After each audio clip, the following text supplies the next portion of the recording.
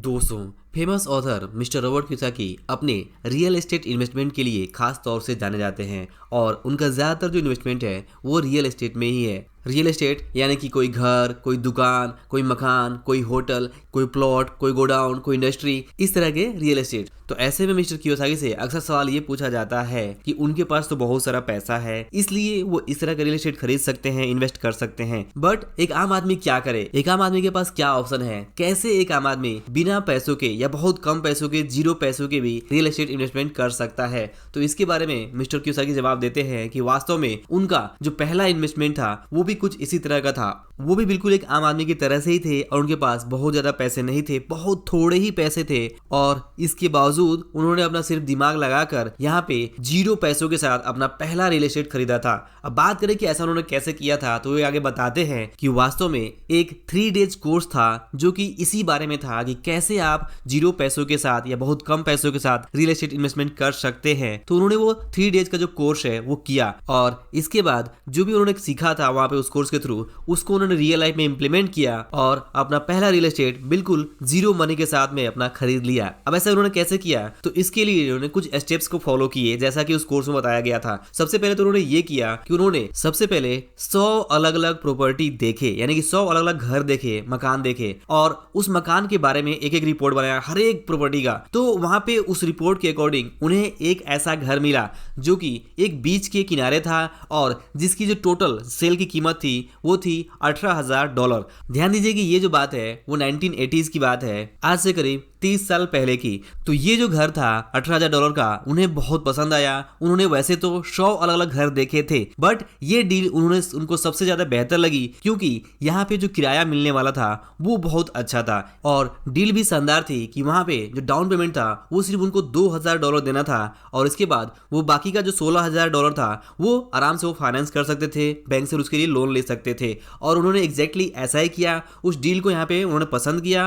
उन्होंने $2,000 का down payment किया और साथ में $16,000 का बैंक से एक लोन करा लिया और उस लोन की बदौलत उन्होंने वो घर परचेज कर लिया। अब यहाँ पे अगर ध्यान दें तो $2,000 जो उन्होंने अपनी जेब से दिया, बट इसके लिए उन्होंने कैश अपना यूज नहीं किया, बल्कि वे सिंपली अपनी जेब से क्रेडिट कार्ड निकाले और उस क्रेडिट कार्ड को यूज करके $2,000 का डाउन पेमेंट किया और साथ में 16,000 का बैंक से फाइनेंस कर लिया। यानी कि टोटल 100% जो लोन लेकर उन्होंने वो जो प्रॉपर्टीज है वो खरीद ली, यानी कि जीरो मनी, बिल्कुल नहीं पैसा होने के बावजूद से भी उन्होंने अपनी पहली इन्वेस्टमेंट कर ली। और यहाँ पे इस इन्वेस्टमेंट को करने के बाद से जब उसकी जो टोटल EMI आई उस लोन की, क्रेडिट कार्ड प्लस जो होम लोन था, वो कुछ यहाँ पे $200 के आसपास पर मंथ आई। और जबकि वहाँ पे उनको जो किराया मिल रहा था वो मिल रहा था लगभग यहाँ पे $250। तो थोड़े मेंटेनेंस के बाद से यहाँ पे उनको हर महीने बिना कुछ किए लगभग $25 से $50 हर महीने उनके पास उनकी जेब में आने लगे। और इस तरह से मिस्टर कियोसाकी ने अपना जो पहला रियल एस्टेट किया जहाँ पे उन्होंने जीरो पैसा यूज किया और वहाँ पे उन्होंने कैश फ्लो इनकम अपना जनरेट कर लिया, पैसिव इनकम जनरेट कर लिया, जिसके लिए उन्होंने ज़्यादा कुछ नहीं किया बल्कि सिंपली वो जो कोर्स किया था उन्होंने उसमें जो सीखी गई बातें थी उसको अपनी लाइफ में, रियल लाइफ में इंप्लीमेंट किया। अब वैसे तो ये कहते हैं कि बहुत सारे लोगों ने वो सेम कोर्स किया था, लेकिन सिर्फ 3 लोगों ने उसको प्रैक्टिकली यहाँ पे किया और उसमें से सिर्फ वो अकेले थे जिन्होंने रियल लाइफ में उसका इंप्लीमेंट किया। तो दोस्तों, लेसन बहुत ही सिंपल है कि जहाँ चाह वहाँ राह, यानी कि अगर आप चाहते हैं तो रास्ता अपने आप बन जाता है। बस आपकी जो चाहत है, जो आपकी इच्छा है, वो एक बर्निंग डिजायर के जैसी होनी चाहिए कि हाँ, आपको हर हाल में वो चीज़ पाना है। तो अगर आप ऐसे में ये सोच रहे हैं कि आपके पास पैसे इनफ नहीं है, बहुत कम पैसे हैं और फिर भी कैसे आप रियल एस्टेट इन्वेस्टमेंट कर सकते हैं, तो यहाँ पे सिर्फ आपको ये तरीका मालूम करना है। आपको क्वेश्चन पूछना है कि कैसे ऐसा किया जा सकता है। और ये जो रियल लाइफ एग्जाम्पल है मिस्टर कियोसाकी का, सिंपली आप इस एग्जाम्पल को भी यूज कर सकते हैं। बट इसमें जो हार्डेस्ट पार्ट है, जो कठिन पार्ट है, जो ज़्यादातर लोग अवॉइड करेंगे, वो ये है कि ज़्यादातर लोग 100 प्रॉपर्टी कभी देखेंगे ही नहीं। वे 1, 2, 3, 4, 5, 10 देखते देखते थक जाएंगे और इतना समय नहीं देंगे। लेकिन मोस्ट इंपॉर्टेंट चीज़ यही है कि आपको अगर अच्छा डील चाहिए जहाँ पे किराया आपकी EMI से ज़्यादा हो, तो इसके लिए आपको कम से कम एक ऑन एन एवरेज आपको 100 प्रॉपर्टी देखनी होगी और उन 100 प्रॉपर्टीज़ में कोई एक ऐसी प्रॉपर्टीज आपको जरूर मिल जाएगी जहाँ पे अगर आप पूरी तरह से लोन लेते हैं तो उस लोन की EMI और उस वहाँ पे जो मिलने वाला किराया होगा वो ज़्यादा होगा किराया, जबकि जो EMI होगी वो कम होगी। और ऐसे में जो डिफरेंस होगा, यानी कि जो मान लीजिए किराया आ रहा है अगर वहाँ पे $10,000 और जो उसकी EMI आ रही है वो आ रही है 7,000 या 8,000, तो यहाँ पे 2,000 रुपया मंथली इनकम आप जनरेट कर सकते हैं, बिल्कुल प्योर पैसिव इनकम, और वो भी रियल एस्टेट में इन्वेस्टमेंट करके। यहाँ पे प्रॉपर्टी की वैल्यू बढ़ेगी, इसको कंसिडर नहीं किया जा रहा है। वो अगर बढ़ी तो बहुत ही अच्छी बात, बट नहीं भी बढ़ी तब भी कम से कम आपको जो किराए का जो इनकम है उसके रूप में पैसिव इनकम यहाँ पे मिलना शुरू हो जाएगा।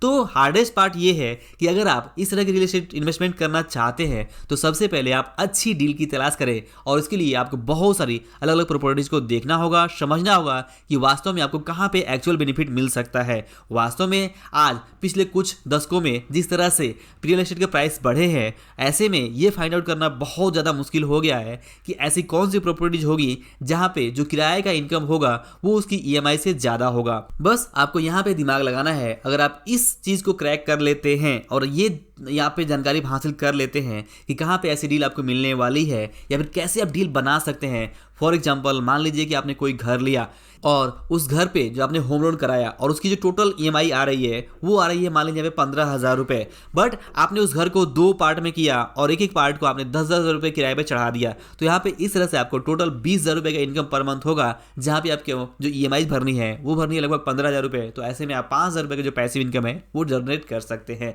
बट इस तरह की डील मिलना आसान नहीं है और ये आसान काम नहीं है। अगर ये आसान होता तो हर कोई ये आराम से करके पैसिव इनकम जनरेट कर लेता। बट यहाँ पे असली चीज़ है कि आपको मेहनत तो करनी ही होगी, आपको इफर्ट तो लगाना ही होगा, आपको कुछ हट के करना ही होगा। और हट के करने के लिए आपको 100 अलग अलग अगर आप प्रॉपर्टीज तलाश करते हैं तो उसमें से कोई एक डील मिल सकता है। यही है इंपॉर्टेंट स्टेप। और इसके साथ जो दूसरी इंपॉर्टेंट चीज़ है जिससे कि आपको लोन मिलता है वो होता है आपका फाइनेंशियल स्टेटमेंट, यानी कि आपका इनकम एंड एक्सपेंस शीट और साथ में बैलेंस शीट। अगर आप बैलेंस शीट यानी कि इनकम आपकी अच्छी है, आपका सिविल स्कोर अच्छा है, क्रेडिट स्कोर अच्छा है, आपने जो भी पास्ट में लोन लिए हैं उस लोन की रिपेमेंट हिस्ट्री अच्छी है, तो आपको बैंक ईजिली यहाँ पे लोन दे देती है और आप उस लोन की बदौलत 100% लोन करा के यहाँ पे बिना किसी अपनी जेब से पैसा निकाले हुए लगाए हुए आप यहाँ पे रियल एस्टेट में इन्वेस्टमेंट कर सकते हैं।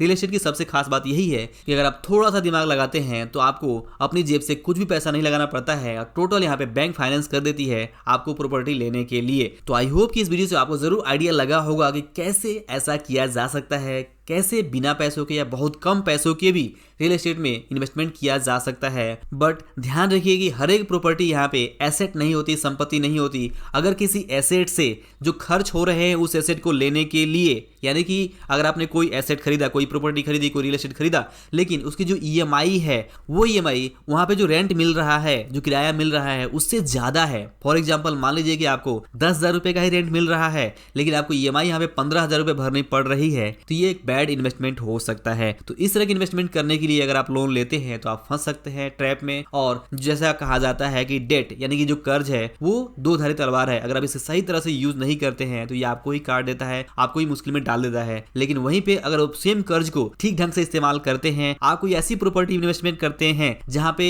EMI 10,000 है लेकिन किराया 15,000 है, तब आप यहाँ पे इस चीज का यूज करके, इस डेट का यूज करके, इस कर्ज का यूज करके अच्छी दौलत बना सकते हैं, अच्छा इनकम क्रिएट कर सकते हैं। तो दोस्तों आई होप कि वीडियो और लेसन आपको जरूर पसंद आया होगा। वीडियो पसंद आया हो तो इसे लाइक और शेयर जरूर करें। अंत में इस वीडियो को पूरा देखने के लिए और हमारे साथ जुड़े रहने के लिए आपका दिल से बहुत बहुत धन्यवाद।